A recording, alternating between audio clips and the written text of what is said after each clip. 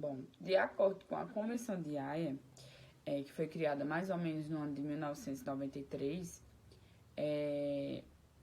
que ela também é relativa, né, à proteção de crianças, e assim como o Estatuto da Criança e do Adolescente e da adoção internacional de crianças. Essa adoção internacional ocorre quando pessoas de outros países, né, signatários da Convenção de Haia, né, eles têm acesso a esse processo de adoção, né, as pessoas são de um país e as crianças são de outros, e ocorre esse processo de adoção, né, para um novo lar para a criança. Então, esse processo ocorre em relação a trazer uma forma, né, obviamente, de vida melhor para as crianças, para que eles tenham acesso a coisas que provavelmente não teriam, né. Então, assim, é uma forma de vida melhor, né, acarreta uma forma de vida melhor para essas crianças. E a gente pode marcar como um grande marco para isso, né, a gente pode citar um grande marco a Segunda Guerra Mundial, que foi, né, onde ocorreu que várias milhares de crianças, né, ficaram órfãos, né, mediante a guerra que ocorreu, e muitos processos de adoção ocorreram nessa época, né, de pessoas, de casais que eram de outros países que ou não foram afetados ou foram menos afetados na Guerra Mundial e queriam fazer esse processo de adoção. Então, isso ocorreu, né, ocorreu muito. E depois de um tempo, o que se sabe é que começou a ser exigido a mínima regulamentação para isso, porque ocorria, né, de crianças serem levadas para tráfico humano, tráfico de órgãos, exploração sexual, entre diversas coisas que acabaram ocorrendo, né? Então, passou a ser exigida uma regulamentação dentro disso, né? Desse processo de adoção. Já no Brasil, a gente pode falar que a Convenção de Haia, ela começou a ser ratificada no ano de 1999. Então, a partir daí, no Brasil, ela foi ratificado esse processo, né, de adoção de países signatários dela, do Brasil, no caso, né, para outro país. Boa noite, meu nome é Tamilis e eu vou falar sobre a adoção internacional e o tráfico humano. Esse instituto, realizado constantemente apenas como um meio legal para mascarar o tráfico humano, percebeu a necessidade de uma cooperação do Estado para coibir esses crimes. E aí visava garantir que a adoção internacional ela fosse feita, que ela seja feita segundo o interesse superior da criança ou adolescente. E aí respeitaria, né, os direitos fundamentais do menor adotado e coibiria o tráfico de menores. Em todo o mundo, estimavam-se, né, que mais de 1 milhão de mulheres haviam sido traficadas e exploradas sexualmente. E aí, 35% seriam meninas menores de 18 anos. E a maioria dessas adotadas seriam de forma irregular.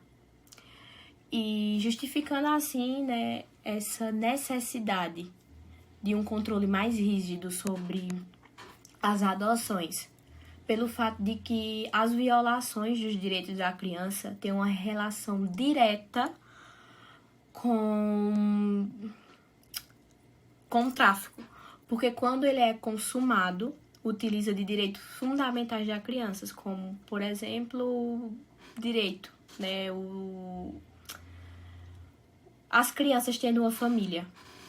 E aí, dessa forma, o tráfico humano, ele se aproveita da vulnerabilidade das pessoas, utilizando de atos que são lícitos para concretizar seus fins, que são ilícitos, como aí nesse caso, como o caso da adoção de crianças desamparadas. E aí a gente vê, né, como é notável a importância prática da Convenção em adotar medidas que sejam mais rigorosas para a concessão de adoções internacionais. Eu vou falar sobre os procedimentos para a adoção internacional. Na Convenção de Haia, em 1993, foram instituídas regras para o controle de adoções, sendo uma das mais importantes a exigência de criação por cada Estado membro de uma autoridade central responsável pelos cuidados necessários exigidos às adoções, prevista no artigo 6 da Convenção de Haia, que diz o seguinte, artigo 6º.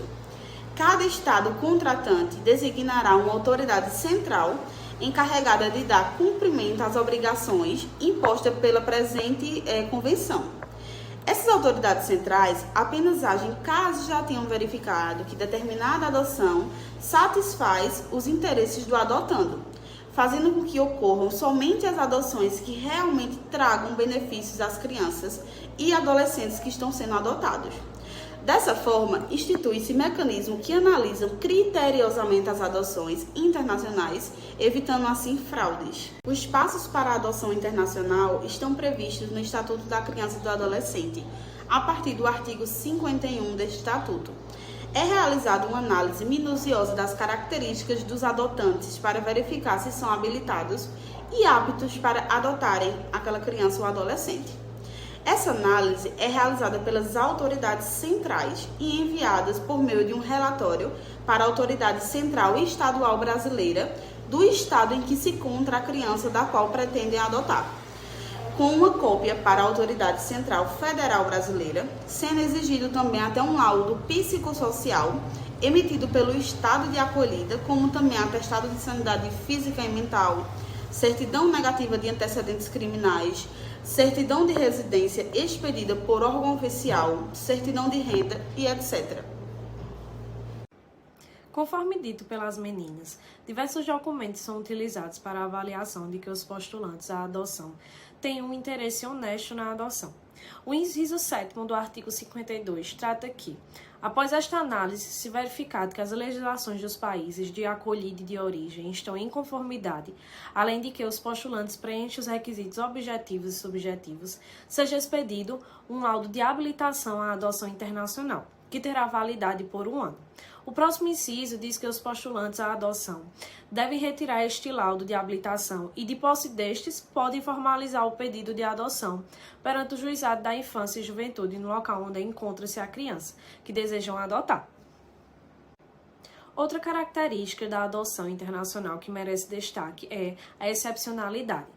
Está prevista no artigo 31 do ECA, que diz: a colocação em família substituta estrangeira constitui medida excepcional somente admissível na modalidade de adoção, e ela só ocorre depois de esgotada todas as tentativas de colocação da criança ou adolescente em família substituta brasileira. Toda essa tentativa de manter a criança ou adolescente em família brasileira tem por sua justificativa a manutenção destes em um meio social de mesma cultura. Dessa forma, a adoção internacional não é exatamente uma exceção, mas é, na prática, a última chance de alguma criança e adolescente passar a integrar em uma família.